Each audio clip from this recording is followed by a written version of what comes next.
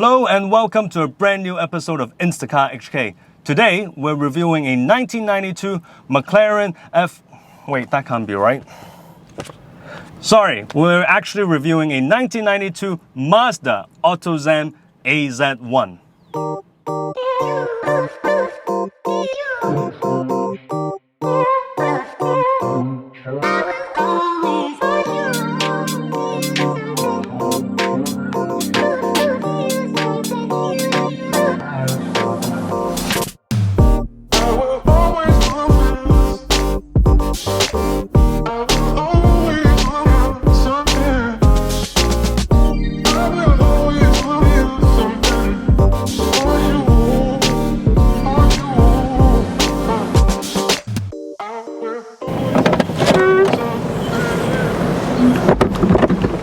Now, Autozam is actually the sub-brand of Mazda, and in 1992, Mazda used the Autozam brand to release the super quirky, cute car known as the AZ-1.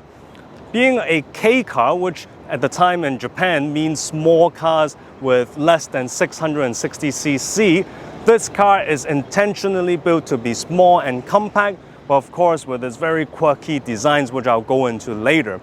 Now, I say Mazda released this in 1992, but it was actually Suzuki which came up with the original idea and some of the designs. But because Suzuki had their own capacity issues, I think they were releasing the other cars, including the Cappuccino at that time, Mazda took over. And the lead designer from Mazda who took over this car was actually also responsible for the super successful MX-5 project. So you know this is going to be good. Now, as mentioned, the engine was provided by Suzuki and is just at 660cc in order to comply with Japanese Kei car standards back then.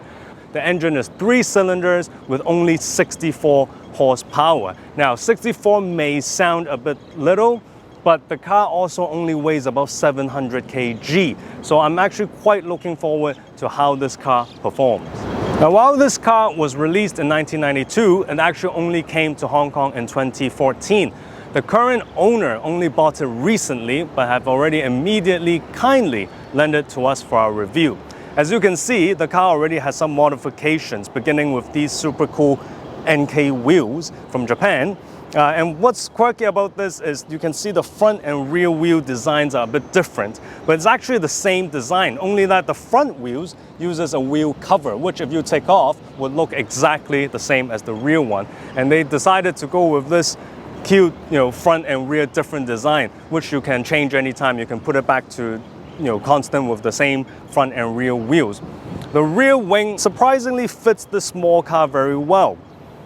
Now, looking under the engine bonnet, as you would imagine, there's a very small, simple engine, but you can see clearly that it is in front of the rear axle, making this car a proper mid-engine rear-wheel drive.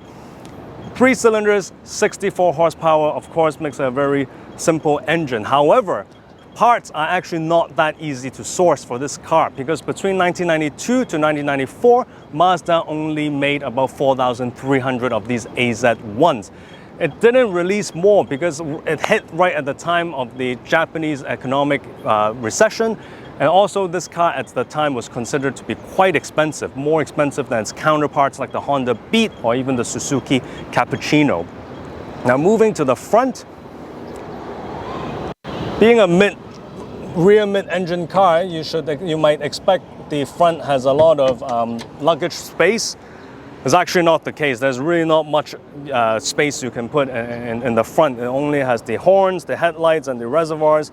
Originally, there should be a spare wheel at the front, but this car they have put aside the spare wheel, which is probably a good thing considering it being such a small car without much impact bumpers. In case of an accident, having a spare wheel at the front may not be the best idea. Now, I've talked on for a bit now. I think it's time we go for a drive and see how this car performs.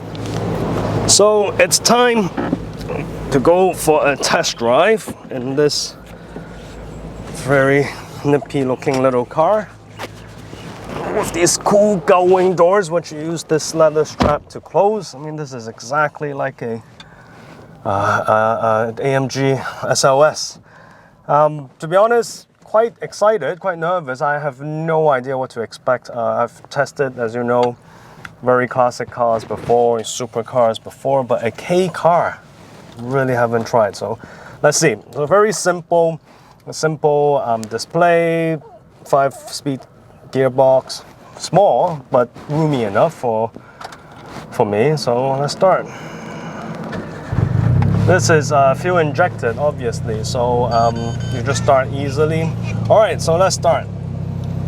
The first impression, the pedals are kind of going towards the left side because I think the wheel arch, because the car is so narrow, so the front wheel actually takes up some space.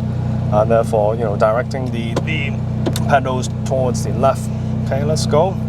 The conventional H gate, so first gear is on top. Clutch, as you would expect from a Japanese car, very easy to maneuver.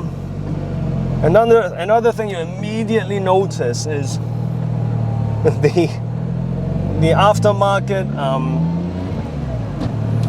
rear view mirrors that this car uses is very small. You can't really see it. This side you can see a bit. That side is practically covered by the A-pillar, but because the car is so narrow, I think it's fine. You just do a usual shoulder check.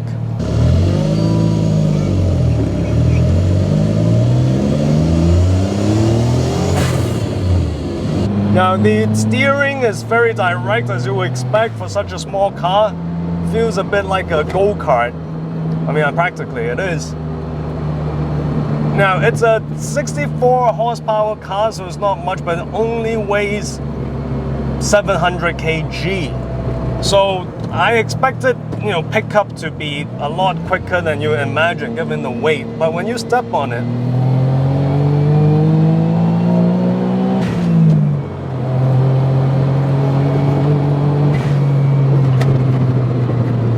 it sounds faster than it goes. The pickup does feel like 64 horsepower. So it did not, in that sense, it didn't surprise me by, you know, feeling very quick when you step on it and pick up. But nonetheless, you know, it's a Kei car. It's not supposed to be a fast car, but it's supposed to be a fun car, which this really is one, especially the engine note. I mean, I did not expect a Kei car to sound like this.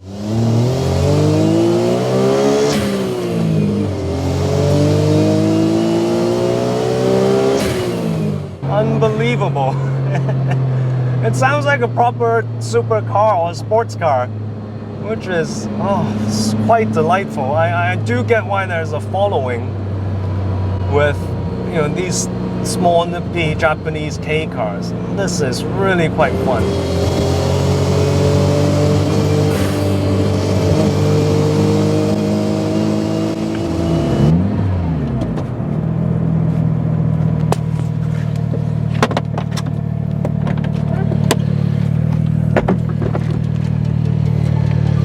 Well, I hope you guys enjoyed the video. If you did, please give us a like and subscribe, and please also remember to click the bell button next to the subscribe button so you know when our next video is coming, which will be soon. Thank you.